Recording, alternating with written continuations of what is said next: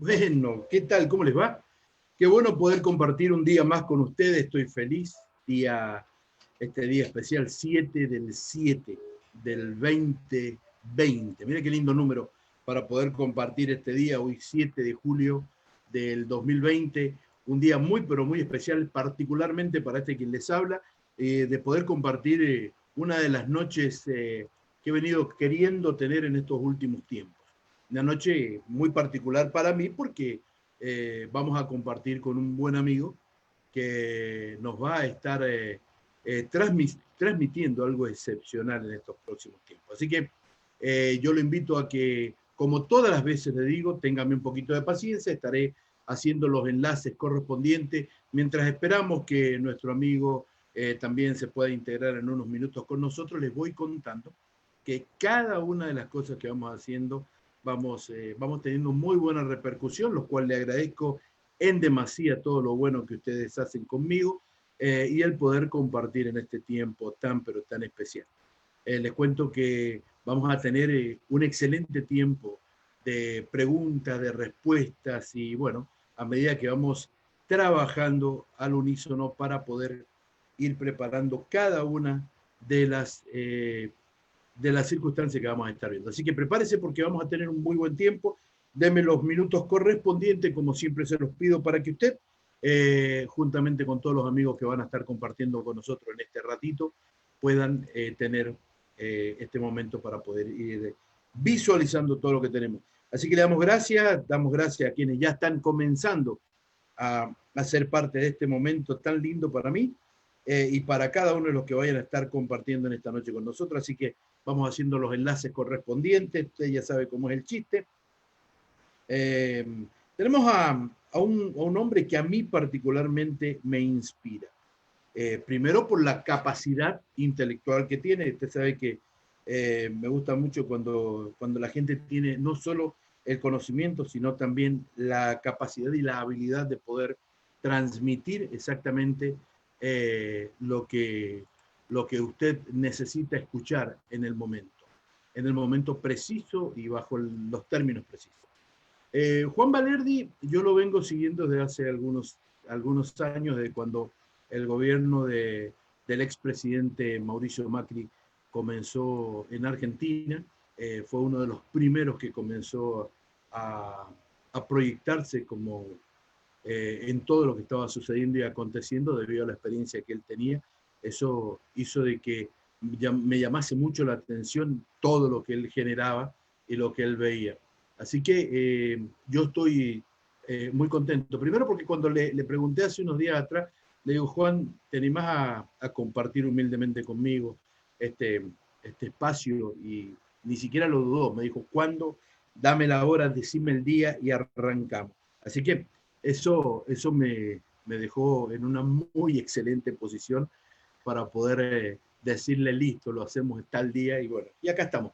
Hoy día ya prácticamente compartiendo este momento, me queda uno más para poder compartir y ya después le voy a explicar algunas otras cositas que vamos a estar haciendo. Lo vamos a estar sacando por Twitter, lo estamos sacando por Facebook, lo estamos sacando por algunos otros lugares donde estamos compartiendo también periódicamente, así que ahí va. Ya lo tenemos todo, ahí estamos, listo, proyectado, excelente. Listo, ahí estamos. Ahí está, ahora sí, listo, ya estamos acá. Volvemos nuevamente. Bueno, ¿cómo están ustedes? ¿Cómo han pasado? ¿Qué tal? Qué buen tiempo de poder compartir con ustedes este día, así que muy feliz de poder tener esta iniciativa este día con Juan Valerdi. Les cuento, él es profesor de macroeconomía, algo que es un tema muy interesante, la macroeconomía en la Universidad de La Plata.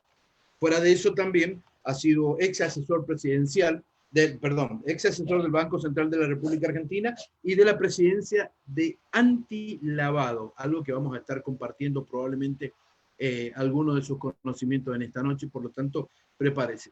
Desde ya le doy gracias a todos los que nos van día a día siguiendo nuestras transmisiones. También le damos gracias a nuestra radioemisora amiga Power Hits en 88.9 en la ciudad de San Martín, Mendoza, con quien compartimos este tiempo también. Ellos muy amablemente están con nosotros haciendo de que este tiempo también se haga muy meritorio para poder seguir avanzando y adelante. Les cuento que tengo una serie de cosas que compartir con Juan, si me lo permite. Vamos a estar viendo algunos temas importantes sobre política, sobre economía, porque le dije, a las personas inteligentes hay que tratar de explotarlas al máximo. Considero que Juan es una de ese tipo de personas, así que ya me falta uno más y termino ya de hacer todos los enlaces correspondientes, así que prepárense con sus preguntas, que ya en cualquier momento le avisamos a nuestro buen amigo Juan Valerdi que se prepare ya para salir al aire. Bueno, día de calor aquí en la ciudad de Toronto, han estado haciendo arriba de 30 grados, es lo que le llaman un tiempo bastante húmedo, pesado, así que ya listo, próximo a poder compartir unos minutitos y ya lo tengo. Acá, el último que me queda y salimos al aire con todo. Bien, entonces, que tengo tantas cosas para poder compartir con este amigo que a usted le va a gustar muchísimo. Estoy seguro que usted va a compartir con nosotros cada una de lo que estamos viviendo en este tiempo. Así que bien, ya estamos, perfecto. Damos gracias a los que se van enganchando, a ver si hay algunos que nos podamos empezar ya a saludar con alguno de ellos. Vamos a ver acá si hay alguno. Bueno, obviamente nuestro amigo Jorge que nos está saludando, bueno, nuestro buen amigo Jorge. Jorge, ahí estás. Wow, ha habido linda repercusión, muchos corazoncitos, eso es lindo. Estamos bien entonces. Bien, damos gracias por eso. ¿Se escucha bien? Si alguien me tira una señal y me dice cómo se escucha para tener la certeza que se está escuchando apropiadamente, le agradecería también. Así que estamos listos para poder compartir ya en cualquier momento en cuanto nuestro amigo Juan Valerdi así lo disponga, estaremos listos. Bueno, les cuento. Ahí está, justo ya lo tenemos a Juan aquí con nosotros. ¿Está listo? Prepárese porque será una noche excepcional. Y acá lo tenemos ya. Estamos dando gracias. Lo estamos transmitiendo por cada una de las plataformas que estamos trabajando. Hay una muy buena recepción, muy buena comunicación con cada uno de ustedes y ahí lo tenemos ya directamente desde la ciudad, de la afuera, yo creo que dijo que era desde la afuera de Buenos Aires, creo que dijo, no me acuerdo si dijo Tandil, no, me equivoqué, ¿no? ¿No era Tandil? No es Tandil, ¿qué tal? Buenas noches. No se te escucha todavía. A ver, déjame ver. A ver ahora. ¿Me escuchan? Ahora sí se escucha. Bueno, buenas noches, un placer hablar contigo y estoy en las afueras de La Plata, en un lugar que se llama City Bell. En City Bell, claro, City Bell. Linda la ciudad de City Bell, muy linda. Se ve que hace mucho frío por allá.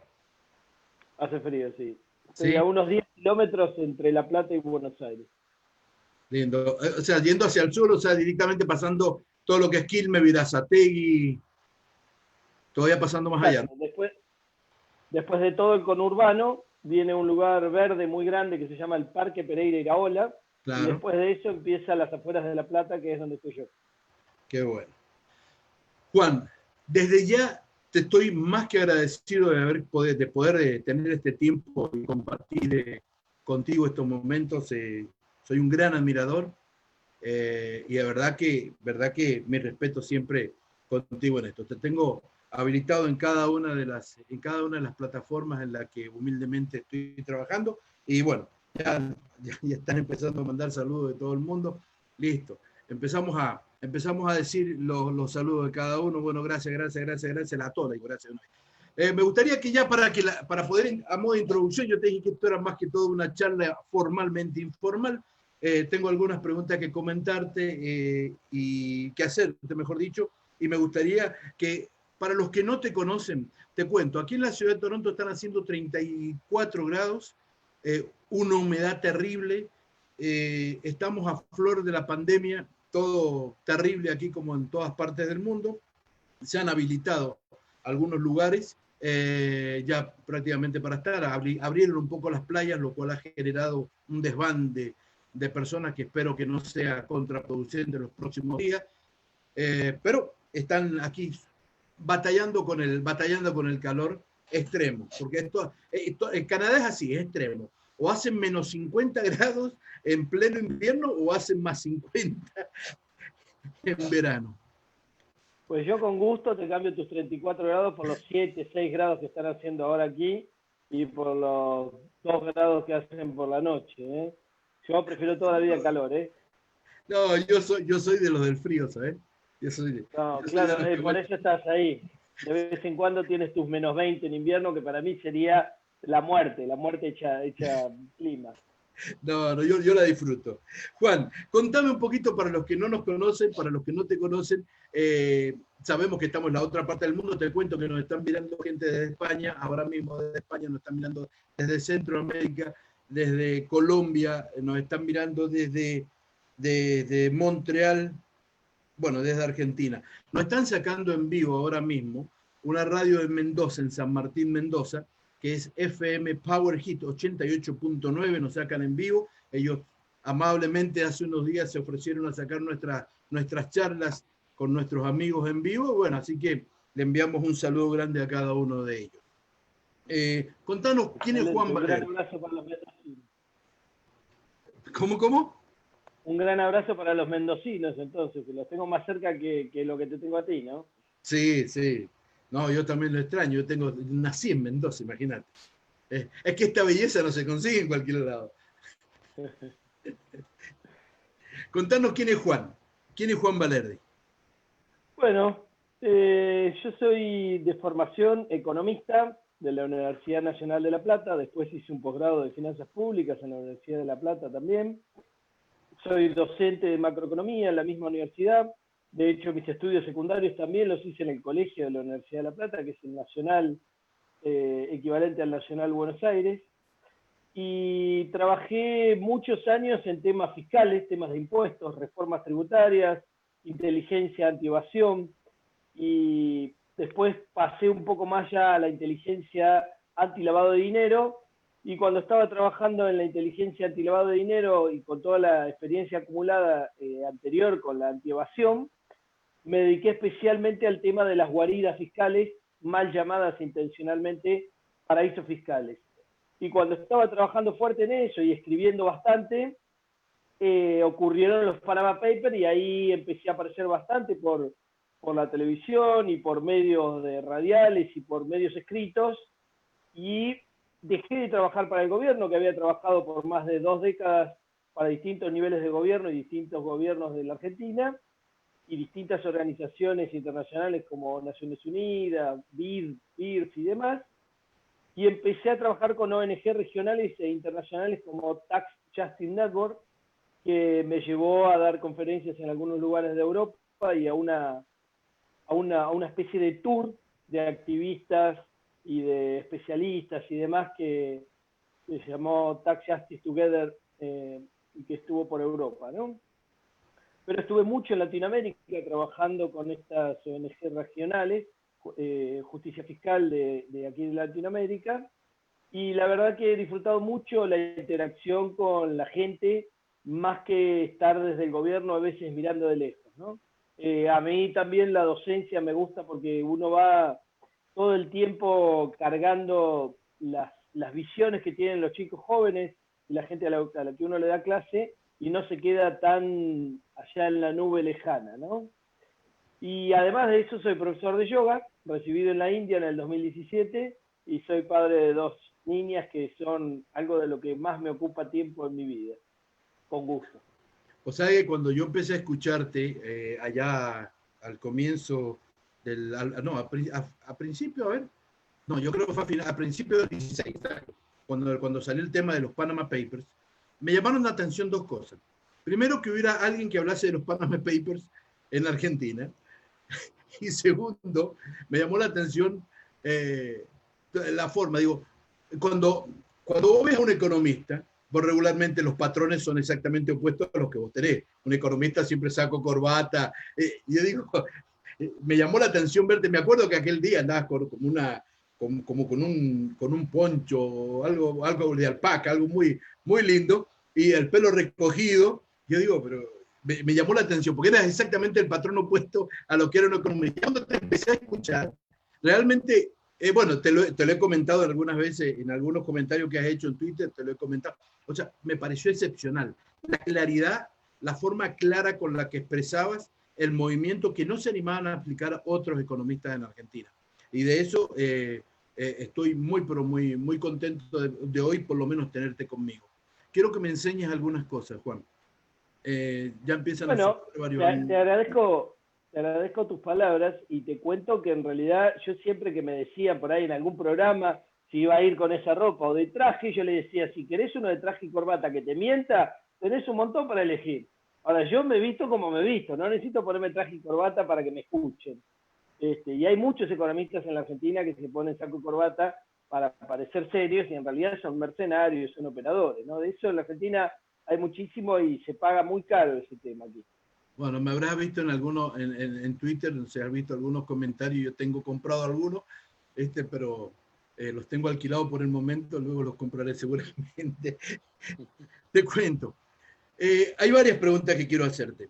Primero, Martín Guzmán el día acaba de hacer una propuesta para sacar por lo menos el 50% de adhesión, pero lanzó una advertencia a los acreedores. Vi un comentario hoy día en tu Twitter con respecto a eso, y yo creo que lo tengo acá a mano, si me permitís, que me llamó la atención. Y me llamó la atención por dos cosas. Primero, que obviamente yo no voy a compararme nunca ni tan cerca al conocimiento que tenemos, pero me llamó la atención el hecho de que hicieras el comentario diciendo que era muy apresurado. A mí también me pareció muy apresurado, pero yo no tengo el tecnicismo que tenemos.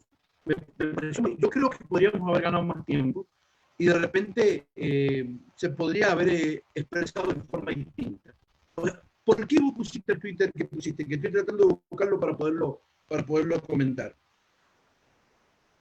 El contexto internacional que hay en este momento que excede mucho al coronavirus, que en realidad tiene que ver con una crisis económica financiera mundial de extrema gravedad y que el virus fue solamente un detonante, un catalizador de esa crisis, implica que no se sepa claramente qué es lo que va a pasar a futuro respecto de cómo se traten los problemas de pago de las deudas con los grandes fondos sobre todo y las deudas soberanas de los países.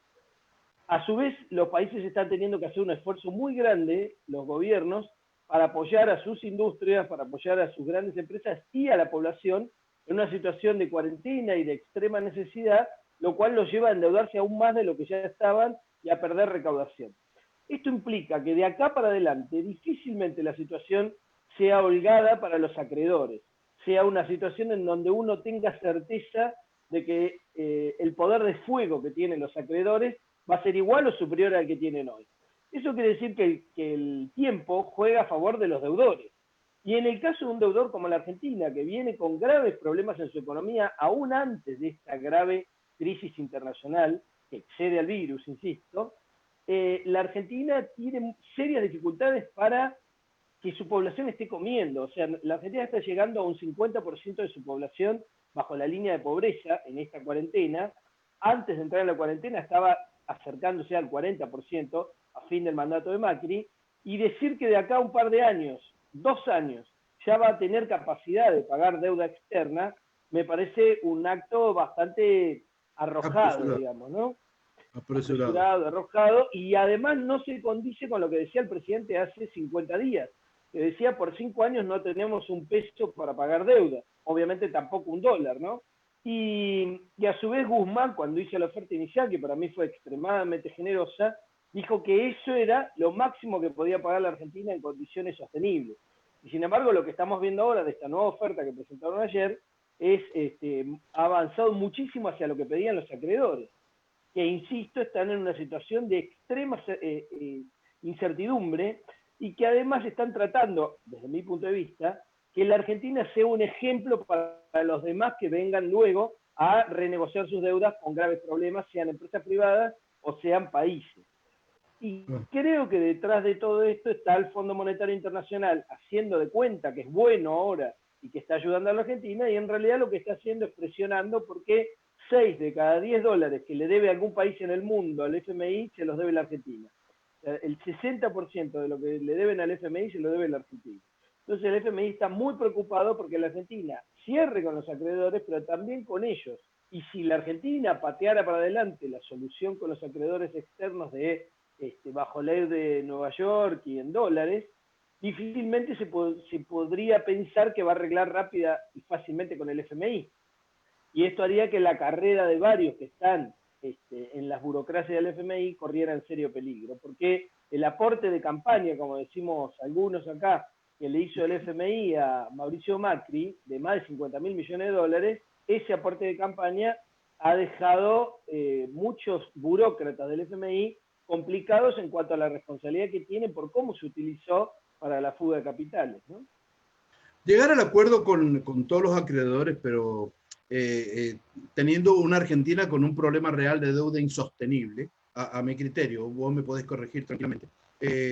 Hay un límite donde nosotros podamos llegar. Ayer el presidente Alberto Fernández había dicho que el límite que podemos llegar es para cuidar a la Argentina y que se nos permita tener una relación mínimamente sostenible a nuestros acreedores. Ahora, en base a lo que vos estás comentando, yo escribí una nota esta mañana que digo, lo voy a sorprender con esto.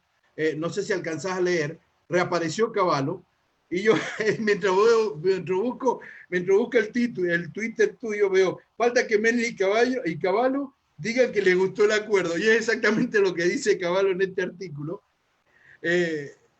Y con Prat Guy tenemos todo, ya tenemos cartón lleno en esto. Bueno, mirá, te voy a contar, yo ayer cuando vi que Caputo, que es el que nos endeudó, el secretario de Finanzas de Macri, que nos endeudó en gran medida, el Messi, sí, el Messi, pero que metía goles en contra. Ese es el problema, era un Messi bárbaro, pero para meter goles en contra de la Argentina, no de sus socios y de la gente que lo banca. Caputo estaba diciendo que era un acuerdo justo, que era un acuerdo aceptable, que era un buen acuerdo. A su vez los mercados estaban subiendo, los bonos de la Argentina, las acciones de la Argentina, bastante, con lo cual estaban festejando, y varios comentaristas económicos que se hacen llamar periodistas y en realidad son mercenarios, estaban también exultantes. Yo en ese contexto dije, bueno, solo falta Cavallo y Menem. Y al rato, en una conferencia que había cerrada de la Fundación Mediterránea, donde viene Cavallo, Cavallo dijo que era un buen acuerdo y que estaba en desacuerdo con los que decían que Guzmán había negociado mal y demás.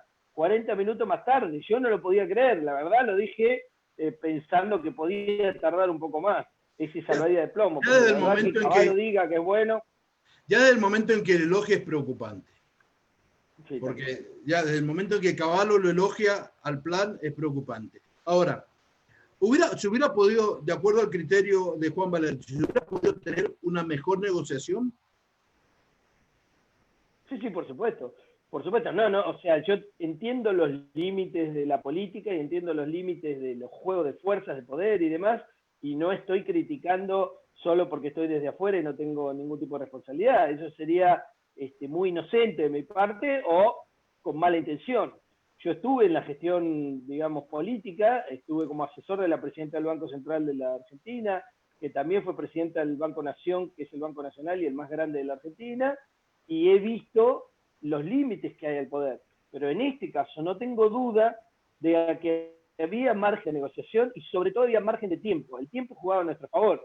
Ahora, si vos me decís, el FMI amenazó a la Argentina que si no cerraba con estos acreedores tampoco le iba a dar dinero y demás, bueno, es una amenaza que en realidad no tengo claro cuáles serían las cosas peores en las que podríamos estar. Porque, por ejemplo, a la Argentina no le prestan dinero los fondos externos, digamos, como BlackRock y todos los que le han prestado en la época de Macri.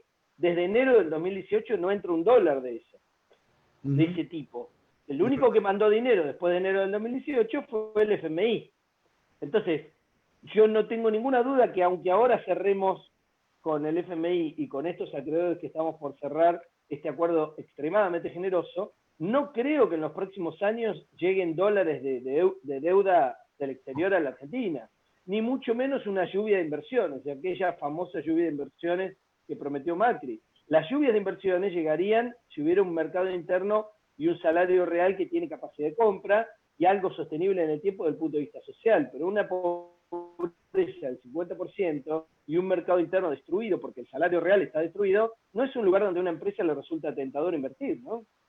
Es difícil analizarlo. Creo que sí, tenemos no solamente la Argentina, tenemos una Argentina que debe el 60% del capital total del Fondo Monetario Internacional. 60%, lo cual es una barbaridad. Tenemos 170 y tantos países hoy en default prácticamente. Tenemos una crisis económica mundial que ha abarcado a través del COVID-19, que ha sido extremadamente negativa para todos los ámbitos económicos en el mundo. Y tenemos un medio de comunicación que dice exactamente lo opuesto. Creo que uno de los grandes problemas, y esto vuelvo y me podés corregir tantas veces quieras, Juan, creo que uno de los grandes problemas que tenemos en la Argentina es que tenemos medios de comunicación que desinforman en vez de informar. Desinforman hasta con maldad y saña, diría yo. Porque fuera del espectro en el que estamos viviendo hoy por hoy, tenemos a personas como Miguel Ángel Broda, no sé si lo escuchaste vos en el comentario que hizo el día de ayer en Radio Mitre, que hablaba sobre que quieren una economía como la de Venezuela. Y el economista advierte de que el PBI del país ya está en el 19% por debajo de hace una década atrás. O sea, justamente una década atrás bueno, no sé, y que esta recesión va a ser más larga que la del 2001. Cuando tenemos, yo que no soy economista, tenemos exactamente panoramas totalmente distintos. O sea, ¿cómo podés desinformar de tal manera? Bueno, obviamente la visión que tiene Broda, que no tuve el displacer de escucharlo, la visión que tiene Broda todos la conocemos, y como vos decís, acá el problema de los medios de comunicación es que la gente les cree a esos medios de comunicación masivos, que a su vez tienen intereses económicos, incluso uno de los más grandes que hay acá, que es el Grupo Clarín, a su vez es acreedor de la Argentina, así que imagínate cómo son las noticias que da en relación con la deuda, porque tiene en su balance bonos de la deuda argentina y entonces hace todo lo posible por directamente lograr una mejor oferta del gobierno. Pero además de eso hay un montón de operadores que trabajan para los grandes acreedores y para los grandes factores de poder que no dicen y no explicitan para quienes están trabajando y se hacen los ecuánimes, se hacen los neutrales y van deslizando mensajes subliminales sobre qué es posible y qué no es posible como decisiones políticas en la economía argentina. Y ahí es donde tenés el problema, porque como todos sabemos, el diablo está en los detalles, y en realidad cuando la persona que está hablando en los grandes medios de comunicación es alevosamente neoliberal o alevosamente sponsoreada por alguna mega empresa, tiene menos credibilidad que otros que se hacen los neutrales y en realidad son mucho más ladinos y van torciéndole la cabeza a la gente muy de a poquito sin que se dé cuenta, y nos pasa como la rana cuando le van calentando el agua de a poco. Para cuando la gente se dio cuenta, ya votó a un presidente que va en contra de sus propios intereses y que les va a destruir su capacidad adquisitiva y los va a convertir de clase media en pobres, ¿no? Que es lo que pasó con el macrismo. Jorge Sánchez nos dice desde Argentina, ciertamente de cara al futuro los flujos de capital más bien serán de salida de mercados emergentes por varias razones. O sea, vuelvo a leer la pregunta porque creo que está mal. Ciertamente, de cara al futuro, los flujos de capital más bien serán de salida de mercados emergentes por varias razones. Habría que saber cuáles son las razones. Pero de todas formas, yo creo que hoy por hoy, vos que estás mucho más empapado en el tema de economía, yo creo que hay un parate globalizado en este momento que no pueden haber proyecciones que sean efectivas. No hablo por la capacidad de los proyectadores, sino las proyecciones efectivas, porque estamos viviendo en un mundo totalmente cambiante, minuto a minuto. Yo que tengo, por ejemplo, una pequeña empresa de finanzas, me di cuenta automáticamente, todos los días cambian los valores. Hoy día, fíjate lo que pasó en Brasil después de que se anunció de que Bolsonaro podía tener el COVID-19. Fíjate lo que pasó la semana pasada en Japón. Todos los días, o sea, nunca tenés un mensaje claro para que te puedas sostener sobre algo que sea más o menos creíble. No sé cómo lo ves vos.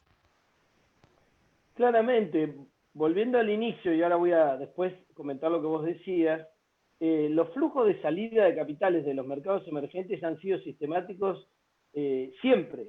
La diferencia es que antes esos flujos de alguna manera alimentaban a un bienestar mayor de los países del hemisferio norte y ahora ni siquiera eso. Ahora los flujos de salida son tanto de los países emergentes como de los países centrales, porque van alimentando las guaridas fiscales donde usan de trampolín los capitales para endeudar a todos los estados centrales y los estados emergentes. Después te voy a contar algo respecto a la deuda, por ejemplo, de Estados Unidos, que no me dejes olvidarme, pero volviendo al tema de la incertidumbre de los mercados, lo que ha pasado en los mercados financieros, que se han llevado puesto de alguna manera, han colisionado la parte productiva del mundo en el 2008, se reparó dándole dinero a los mismos que habían producido ese problema y haciendo salvataje de los mismos que habían producido un descontrol financiero con derivados totalmente desconectados de la realidad y con burbujas financieras de todo tipo. Eso se resolvió dándoles muchos, pero muchos millones de dólares, miles de millones de dólares, cientos de millones, de miles de millones. Ahora se está haciendo lo mismo. En vez de resolver el problema generando condiciones para que haya un mundo en el cual la gente de nuevo tenga capacidad para consumir mínimamente sus alimentos y también sus condiciones básicas de vida, lo que está haciendo es hacerse salvataje de las grandes empresas financieras, de los grandes bancos y de algunos monstruos que tienen que ver, por ejemplo, con el turismo, cuando es una actividad que no tenemos absolutamente ninguna perspectiva de qué es lo que va a pasar. Yo no digo que hay que dejarlos caer, ahora lo que digo es, entre rescatar una aerolínea y rescatar a un montón de gente que está cayendo debajo de la línea de pobreza, hay que ver cuáles son las prioridades, ¿no? Entonces, las prioridades respecto de lo social y lo productivo hay que todo el tiempo estar mirándolas para tomar las decisiones políticas. No se puede rescatar a mega empresas que no tienen viabilidad por meses o años y dejar que la gente caiga debajo de la línea de pobreza, porque eso se paga caro incluso a corto plazo.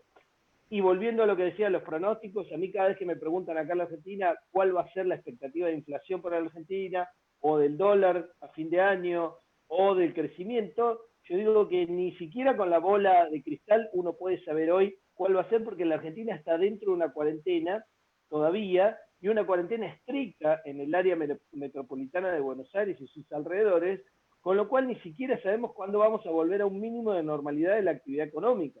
Imagínate si podemos saber cuál va a ser la inflación, el valor del dólar o la actividad, ¿no es cierto? Sí, pero hay muchos gurúes que se animan a decirlo, sin tener ni siquiera las bases básicas, los conceptos básicos, digo. Mirá, te vuelven a decir, dice, la crisis sanitaria, la condición periférica de nuestra economía y la estrechez de nuestra oferta exportadora son los tractores de la salida de capitales para los próximos años. El tema de nuestras exportaciones, en ese sentido yo soy más optimista que el oyente, porque las exportaciones de la Argentina, las más importantes, tienen que ver con alimentos.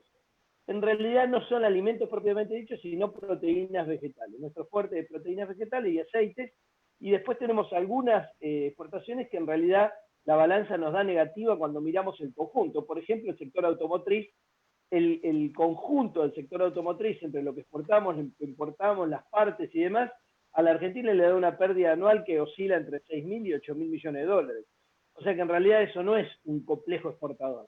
El complejo exportador argentino son los granos y algunas otras cosas, pero fundamentalmente los granos y las oleaginosas. Y difícilmente me imagino que una parte importante del mundo, de la gente, de la población, deje de comer. Es muy difícil, es mucho más probable que dejen de viajar, aunque los dejen viajar, que dejen de viajar por una cuestión de restricciones, de movimiento o restricciones de gasto, que deje de consumir bienes durables. Todos los que exportan ese tipo de productos, o productos que son relativamente superfluos como la tecnología y demás, yo estaría mucho más preocupado que los que producimos alimentos. No estoy diciendo que producir alimentos y exportarlo para la Argentina sea la salvación para toda la población, ni de casualidad. La Argentina se concentra solo en exportar alimentos, como era el modelo de Macri, le sobra a la mitad de la población como mínimo. Entonces tenemos un problema grave. Entonces, digo, yo creo que va a seguir habiendo fuga de capitales porque es sistemático. La Argentina en realidad no le debe plata al mundo. El mundo le debe a la Argentina porque en la Argentina la gente que tiene capitales fugados, más las multinacionales que han fugado capitales, tienen aproximadamente 450.000 millones de dólares y nuestra deuda es bien por debajo de eso, no llega a 350.000. Toda la deuda, incluyendo la deuda en pesos, en dólares y demás.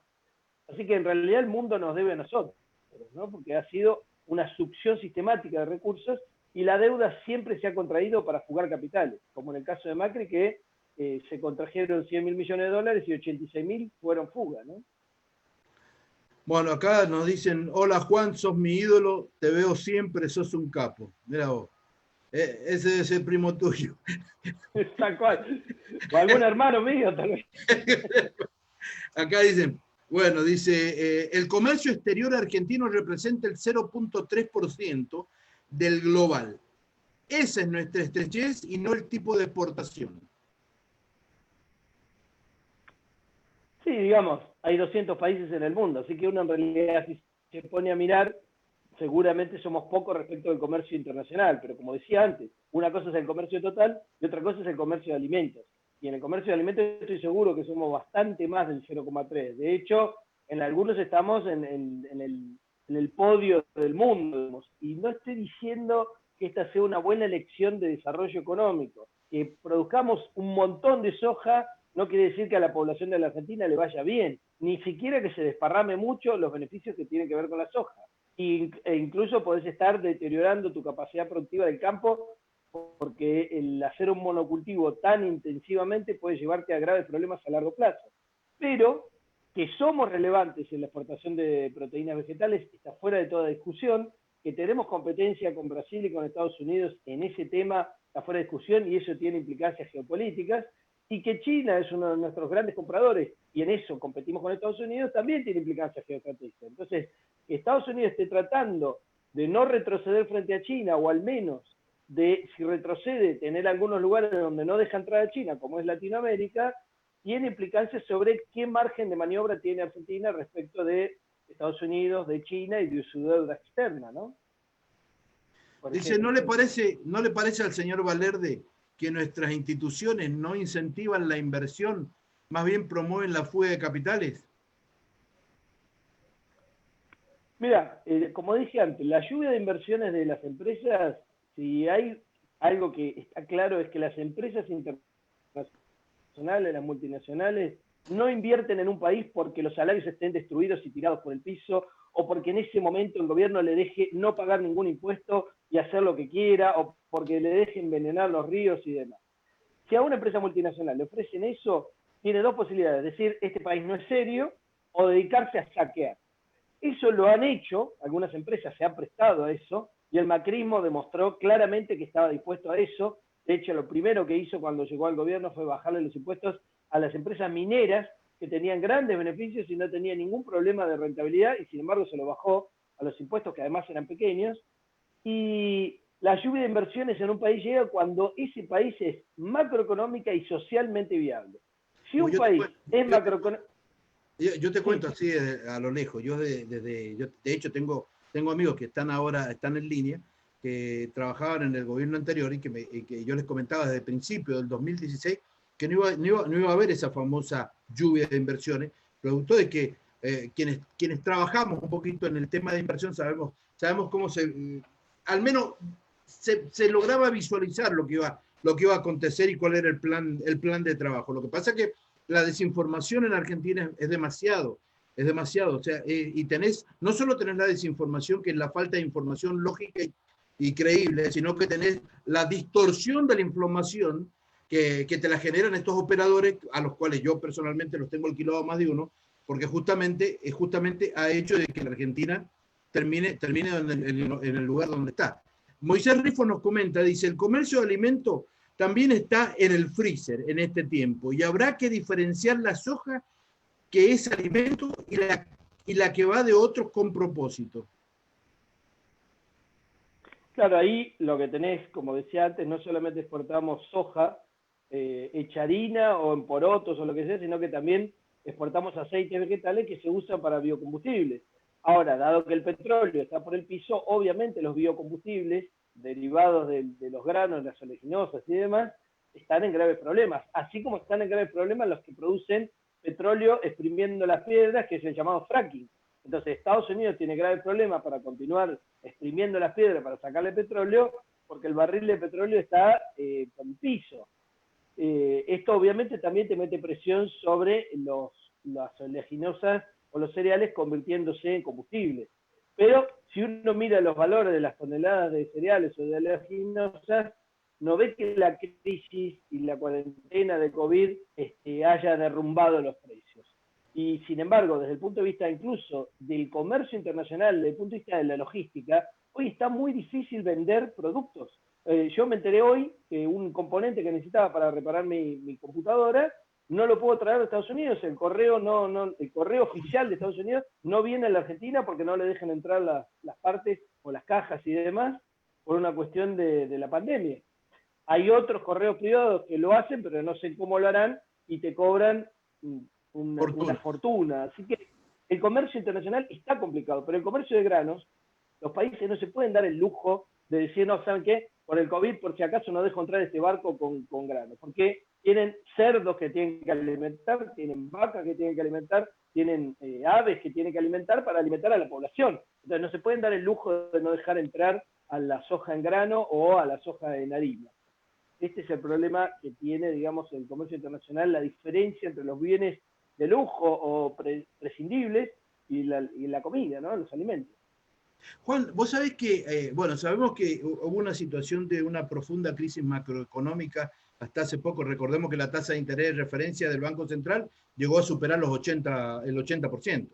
Entonces, en función de eso, sabemos que ha venido recuperándose, el gobierno de Alberto Fernández ha ido recuperando la tasa de interés poco a poco. No sé a costo de qué, eso yo creo que vos lo podrías analizar mejor, pero a la vez, ¿cómo pudiera producir hoy una pyme cuando durante tanto tiempo se le ha caído a pedazos la demanda y el costo de poder financiarse está en los valores altísimos todavía en comparación a otros países?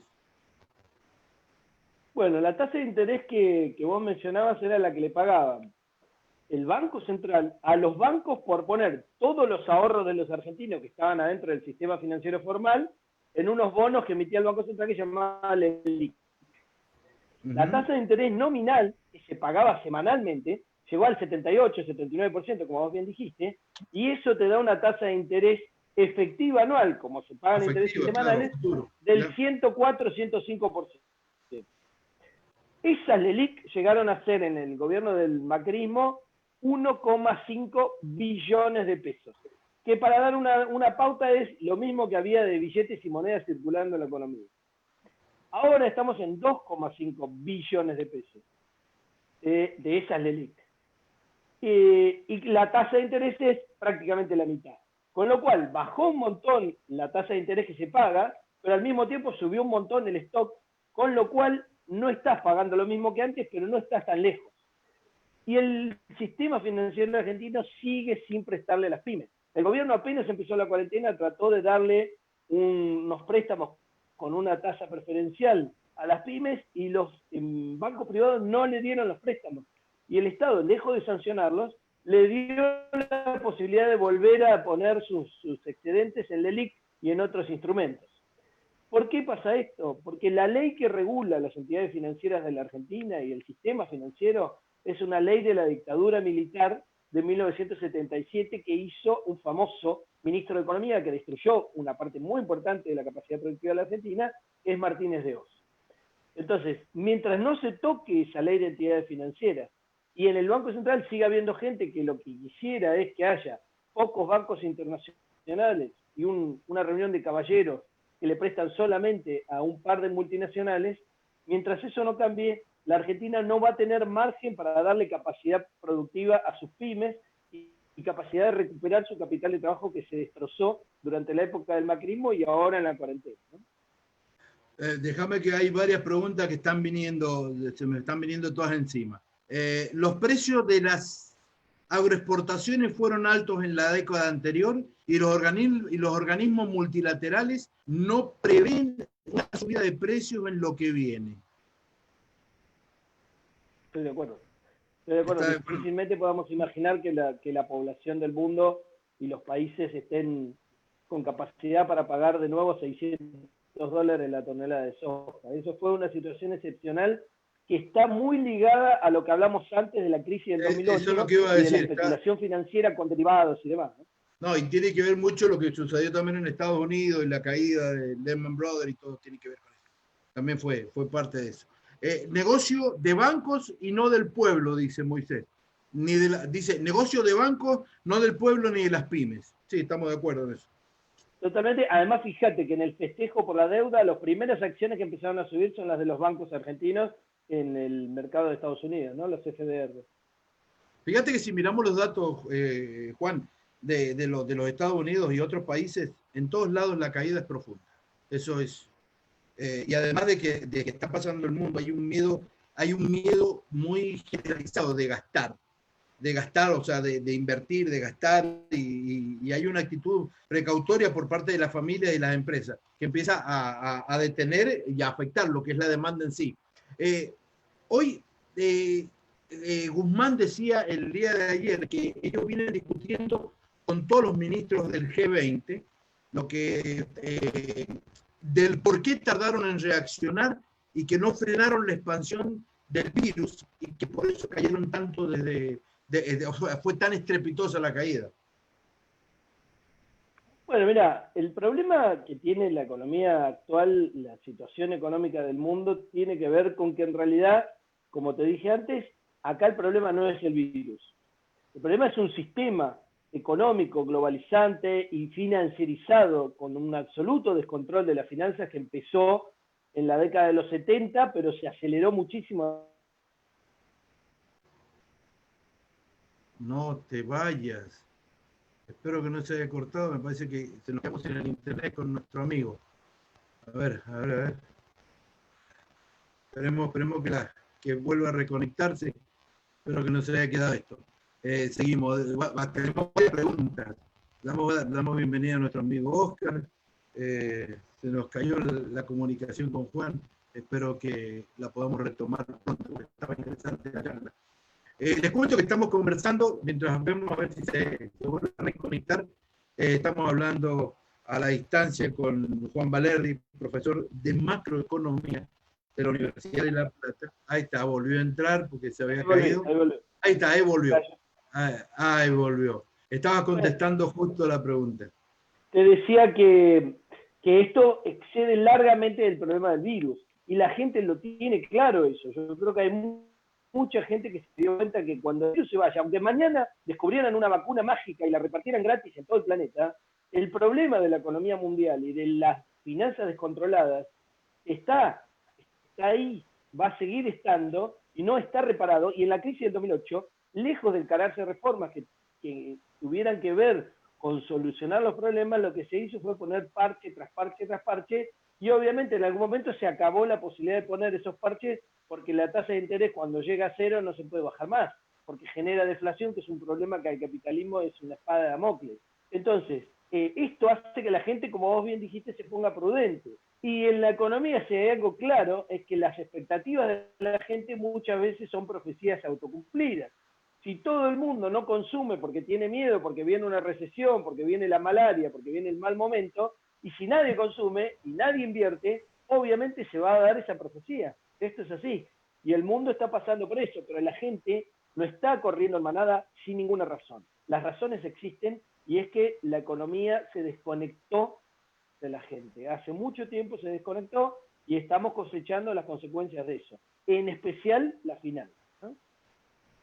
Ok, espérate un poquito que acá tengo, dice, a ver, dice, wow, tengo una pregunta tras de otra, Juan, vas a tener que tenerme paciencia. Dice, a ver, yo tengo una pregunta, ¿qué diferencias hay en la Argentina en mis años de estudiante y trabajos sociales entre el 83 y el 2000?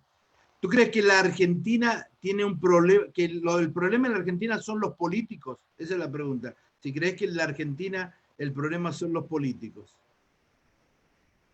Mira, las clases políticas de todo el mundo en las últimas décadas vienen estando sometidas a la presión de empresas que muchas veces facturan más que todo un país. Esa presión, obviamente, si los políticos tienen de negociación puede ser sobrellevada, pero es una presión bastante desigual en países pequeños. La Argentina no es un país pequeño, es un país mediano, para grande le falta, pero es un país relevante, y muchos políticos han cedido a esas presiones por incapacidad de negociación o porque estaban corrompidos.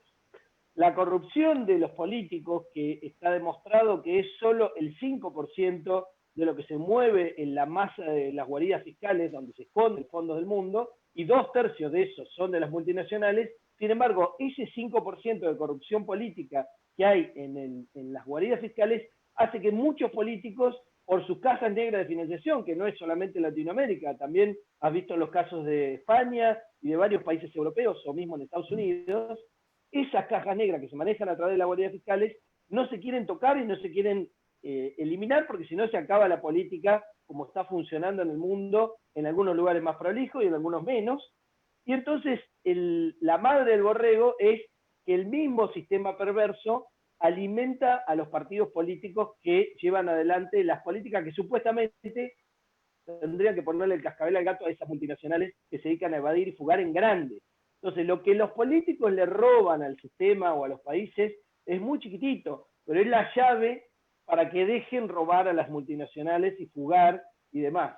Y dejo un poquito menos de 1/3 que tiene que ver, obviamente, con las típicas actividades criminales que todos conocemos, como es el narcotráfico, la trata, tráfico de armas y demás, ¿no?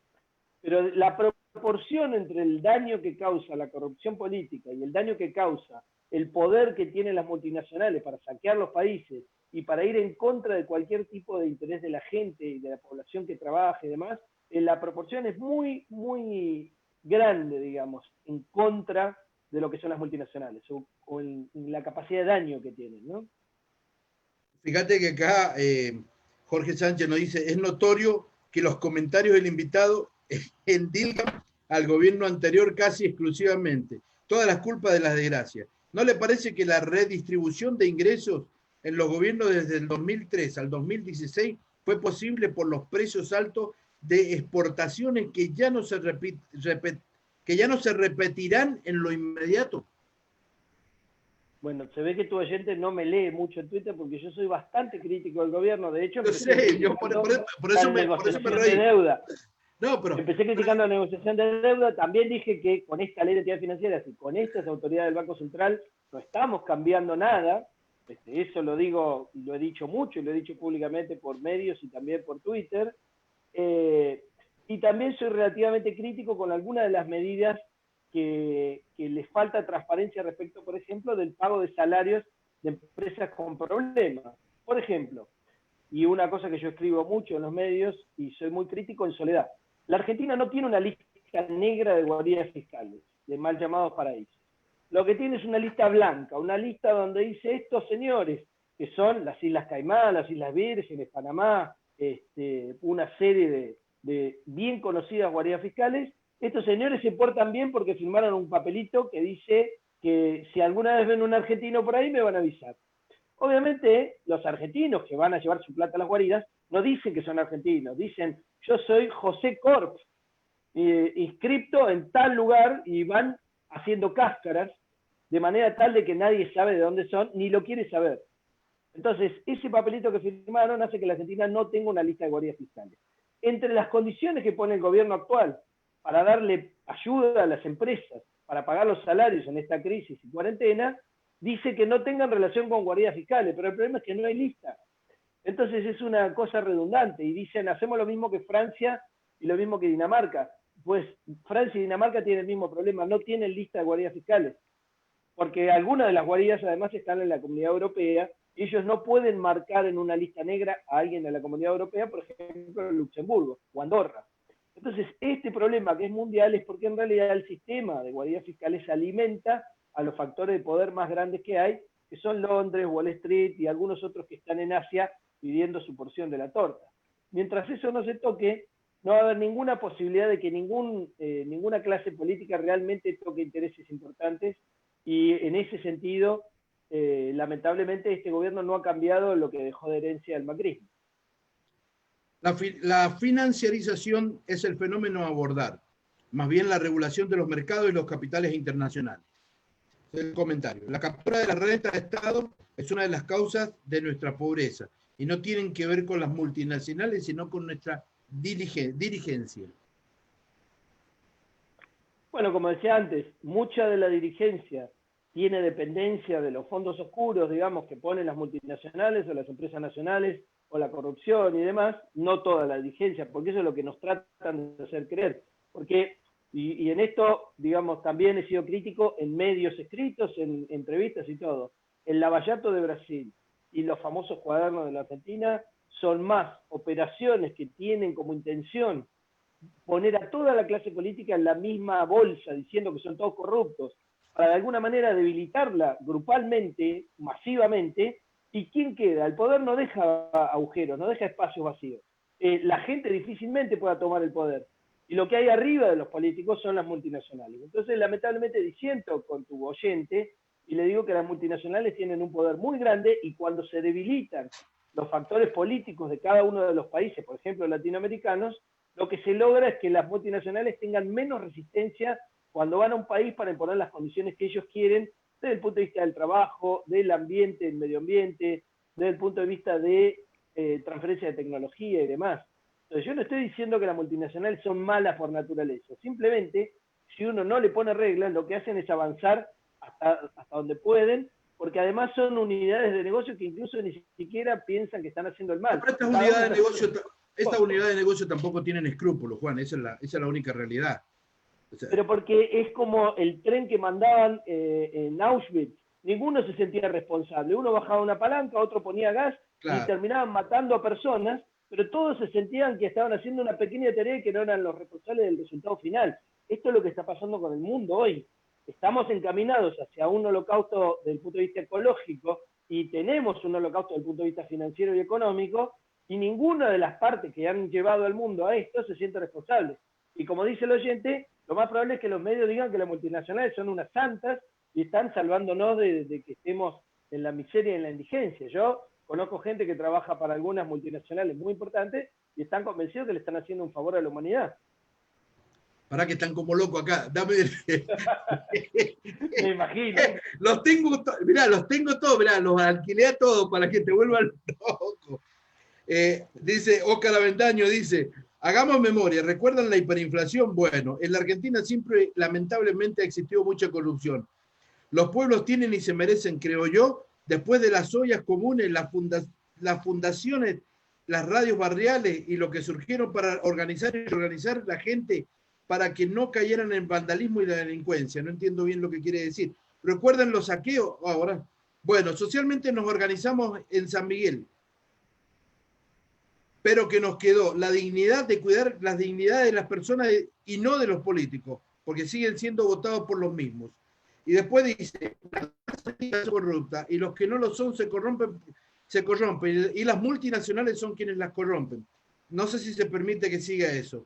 Jorge nos está diciendo, hay otro que dice, Juan, ¿usted cree que la señora Cristina robó tanto como dice? Y por eso ese problema que la Argentina tiene se encuentra destruida hoy como está. Y otro, porque son más o menos similares algunas, y otro dice, ¿qué opinión tiene el señor Valerde sobre lo que se conoce como la corrupción K? Y Voy a esperar que voy a empezar por la primera. sí, para que acá me dicen no se pase de largo a mi pregunta, porque no te quieren mucho, Juan, pero yo te banco. No, estoy bromeando. Algunos me querrán, pero no están escribiendo. No, ya sé, lo que te queremos no escribimos. Claro. Mirá, respecto a lo que dijo el primer oyente, que lo entiendo lo que dice, para mí es fundamental la organización de la gente, digamos. Si la gente no se organiza y le pide todo a los políticos, todas las soluciones, toda la organización, todo el poder a los políticos para de alguna manera organizar un país, no existe eso, no va a ocurrir. La gente tiene que organizarse, pero antes de organizarse tiene que instruirse respecto de qué es lo que está en juego en la realidad, qué es lo que está pasando y cómo se están moviendo los factores de poder. Obviamente no es algo que esté al alcance de todo el mundo leer el diario y ver eso, de ninguna manera. Además, que si lee el diario lo vayan a embaucar y lo vayan a meter un montón de mentiras por los ojos, ¿no? Pero la gente tiene que tener la responsabilidad de empezar a tener espíritu crítico para entender la realidad y muchas veces los factores geopolíticos juegan muy fuerte. De hecho, en este momento en Latinoamérica, la puja entre Estados Unidos y China es muy fuerte respecto de cosas muy concretas que tienen que ver, por ejemplo, con las inversiones o con la compra de los productos de exportación.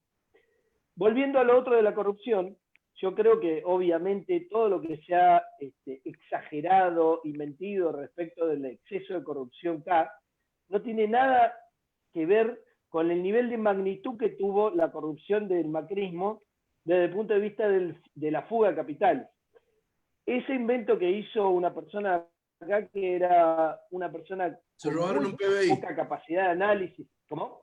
Se robaron un PBI, por ejemplo. Claro, exactamente. Fariña, que es un chico de acá de La Plata, y que era un pobre tipo que en realidad lo único que quería era ganar mucha plata rápido y eligió un camino complicado que lo llevó a muchas cosas complicadas que no le recomiendo a nadie. Inventó eso de se robaron un PBI para decir algo mediático y que pegue los medios.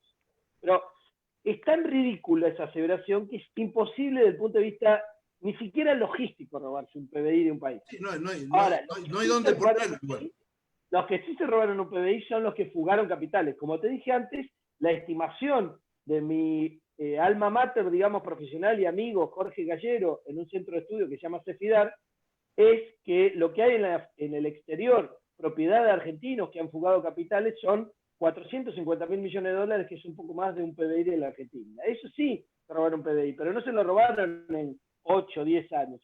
Lo robaron en realidad en un par de décadas, y en la década pasada se robaron 86.000 millones de dólares. Mucha gente dice, bueno, pero esa es plata de ellos. Es que eso no es cierto. Los dólares que se fugan tienen que ver con corrupción privada, porque la corrupción privada también existe y es muy fuerte. Y cuando la gente votó al macrismo, votó pensando que los ricos, cuando son ricos, ya no quieren robar y no es necesario preocuparse por la corrupción. Y tenemos un montón de muestras de lo que pasó en el gobierno anterior. Que hubo eventos y hechos de corrupción durante el macrismo, durante el kirchnerismo, no tengo duda, obviamente que los hubo. Gobernaron 12 años y es muy difícil que en 12 años, entrando a un sistema que ya estaba corrompido, no haya otros eventos de corrupción.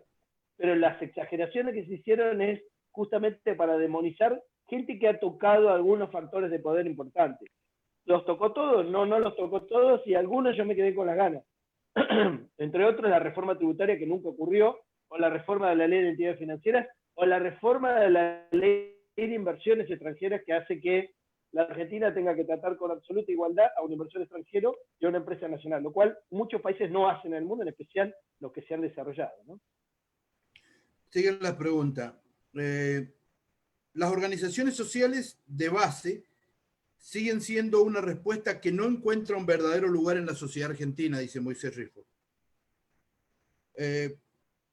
Y el señor Sánchez pregunta, ¿conoce el señor Valerde la ponderación del equipo de Ariel Korenberg con Iset Uba sobre el defalco K al Estado argentino? Sí, sí, lo leí ese trabajo y es tan ridículo como las aseveraciones de Fariña, que escrito en modo académico. Es un modo académico de estimar cuántos camiones necesitaba para mover los millones de trillones de dólares. No, se llegó a decir que estaban en los satélites, o sea, que estaban en los satélites, que lo habían mandado con el ARSAT y que tenía que, no sé. Lo que pasa es que, mira, yo entiendo... Es la ventaja que tienen los académicos que se dedican a decir lo que algunos factores de poder quieren que digan. Si vos sos un académico y decís lo que los factores de poder quieren que digas, seguramente vas a obtener financiamiento, aunque tu estudio sea ridículo e invendible, ¿no? Pero vamos, Juan, hay que ver también, la mayoría de los economistas que los ves circulando por la televisión son tipos que trabajan indirectamente para el gobierno, porque son personas que trabajan en corporaciones que son subsidiadas para el gobierno, o son subsidiadas en parte por el gobierno. Entonces, muchos de ellos llegan a ser, como yo les sé poner en Twitter, llegan a ser hasta malos empleados porque hablan en contra de sus propios patrones, critican lo que ellos mismos hacen. Bueno, acá tuvimos un caso cuando empezó la cuarentena y empezaron estos programas en que el gobierno le pagaba una parte del sueldo a las personas que estaban en empresas con problemas. Una de las personas a las cuales le pagaba parte del sueldo es uno de los libertarios y neoliberales más salvajes que prácticamente plantea el pedido de la desaparición del Estado y de los impuestos, y sin embargo una parte de su sueldo se lo estaba pagando el gobierno. Así de ridículo es el tema de este tipo de economistas, ¿no? Bueno, y no es que él no podía renunciar, él podría haber renunciado a esa parte y cobrar el resto del sueldo y decir, no, lo del gobierno no, porque estoy en contra de mis principios. Pero claro, los principios se acaban cuando viene la plata, ¿no? Para ese señor. No, lo que pasa es que cuando los calificativos superan los sustantivos, puede que estemos solo juzgando, señor Valverde. Yo no sé si estoy de acuerdo con eso, amigo. Yo no dije muchos calificativos. Ya, no, sí, yo creo que no fue tan así. Pero hay una realidad. Acá nos preguntan si somos comunistas. A Samantha. No somos comunistas. Es más, ya no existe el comunismo. Habría que explicar también esa parte de decir que no existe ya el comunismo. Que el comunismo terminó allá cuando se cayó el muro. Justamente el tema es así. El estado de bienestar, el estado que de alguna manera le daba a la gente un montón de cosas, después de la Segunda Guerra Mundial, surgió como una especie de contrapartida para que la gente no se tentara en los países en pasarse al comunismo. Porque tenía de alguna manera un montón de beneficios el capitalismo con estado de bienestar que hacía que no fuera tan tentador patear el tablero y pasarse al comunismo. Cuando cae la Unión Soviética, ese estado de bienestar se convierte en algo caro que las empresas ya no querían financiar. Y entonces las empresas dejan de pagar impuestos, no ya en el hemisferio sur, que habían dejado de pagar impuestos hacía muchos años, sino en el hemisferio norte. Las empresas grandes no están pagando impuestos ni siquiera en el hemisferio norte. Y me había quedado pendiente algo. Uno de los grandes guaridas fiscales del mundo, grande desde el punto de vista de la magnitud, es Irlanda. Yo me acuerdo cuando estaba trabajando las listas de guaridas fiscales en un trabajo para una ONG, que cuando estaba haciendo la de Brasil, justo Brasil puso a Irlanda en su lista negra de guaridas fiscales. Un gran autor de un libro que se llama Las Islas del Tesoro, que se llama Nicholas Jackson, yo le pasé ese dato y automáticamente lo puso en su blog y en su nuevo libro que salió hace muy poco, no recuerdo el nombre. El libro de Nicholas Jackson de Las Islas del Tesoro para mí es el mejor respecto al tema guaridas, porque es muy fácil de leer además. Y en Irlanda está Apple. Y Apple tiene un juicio de la Unión Europea porque prácticamente no paga impuestos en Irlanda, porque llegó a un acuerdo con el gobierno de Irlanda donde por ahí lo que paga es el 0,05 de impuestos a las rentas.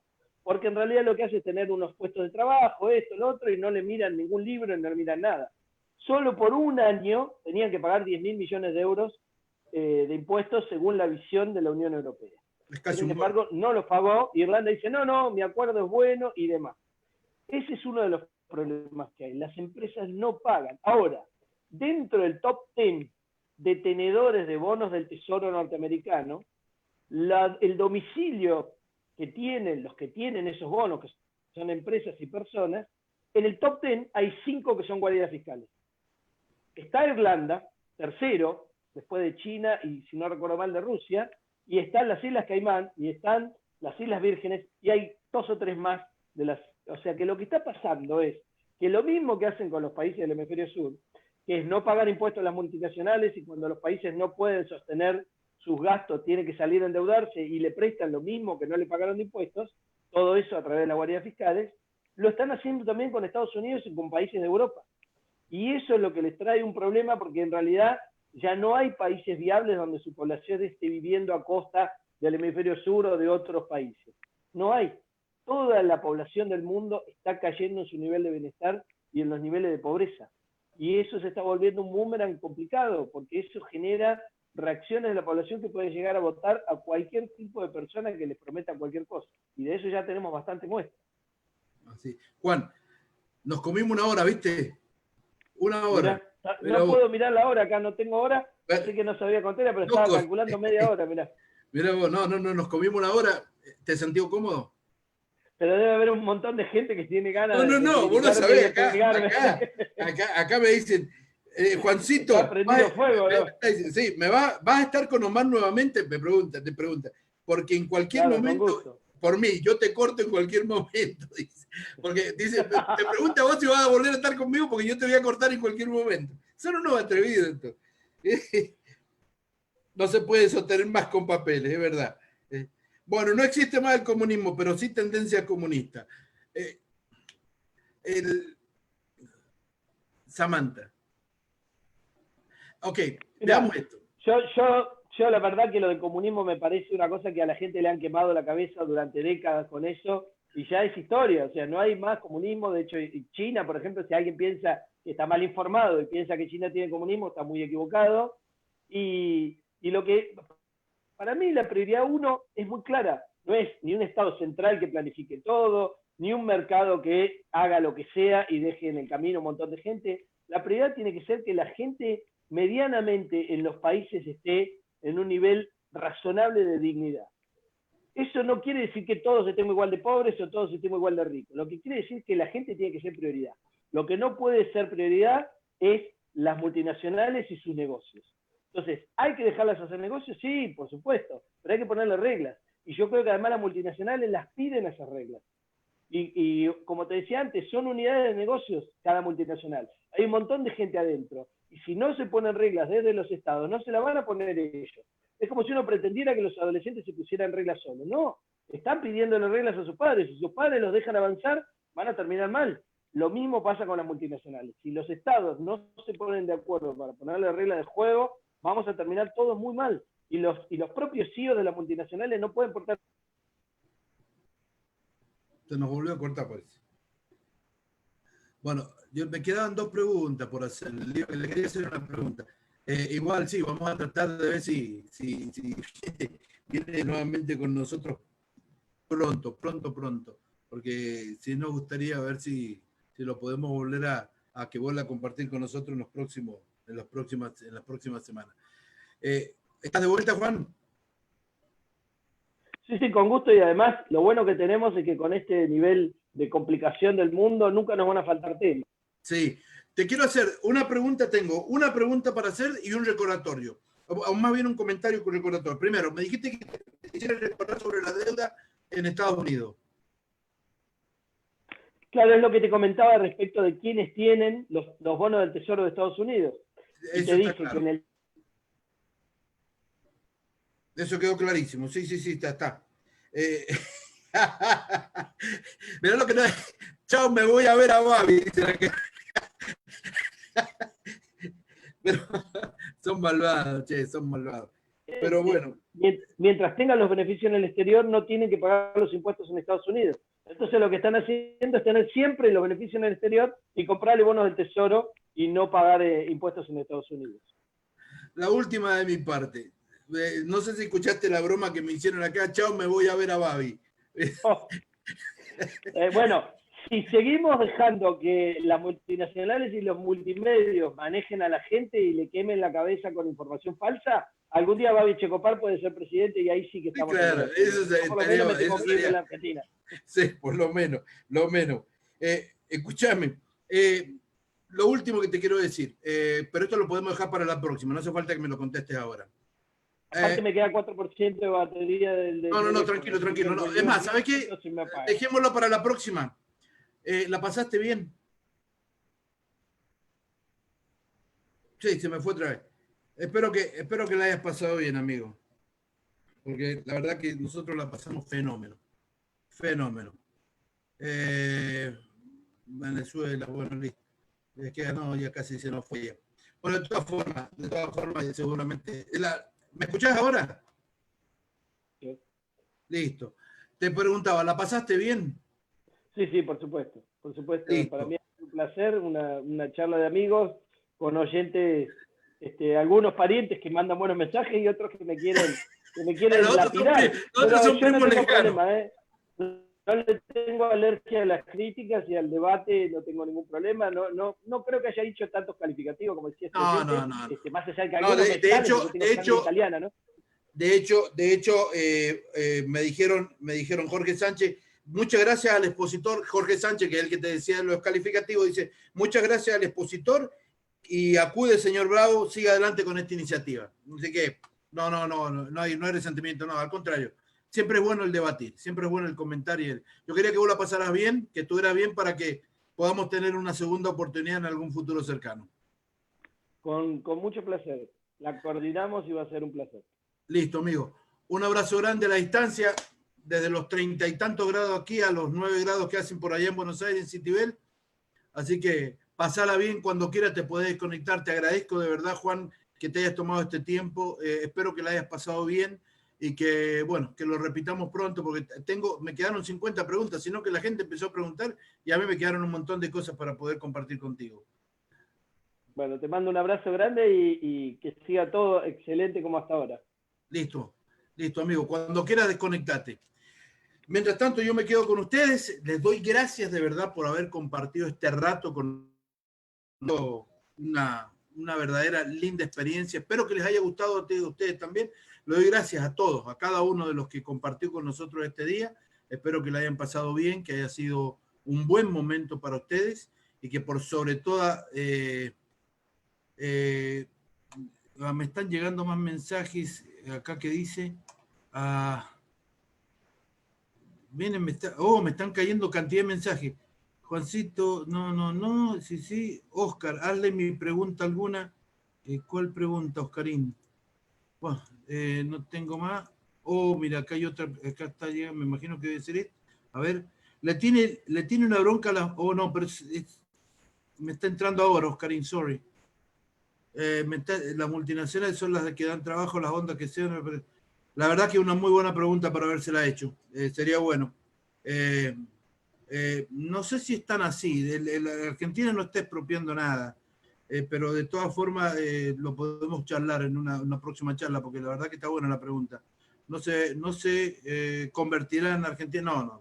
No. Ni cerca de convertirse Argentina en Venezuela. Esa es parte de los mensajes que regularmente otorgan los medios de comunicación. No está ni cerca. Ni siquiera es igual.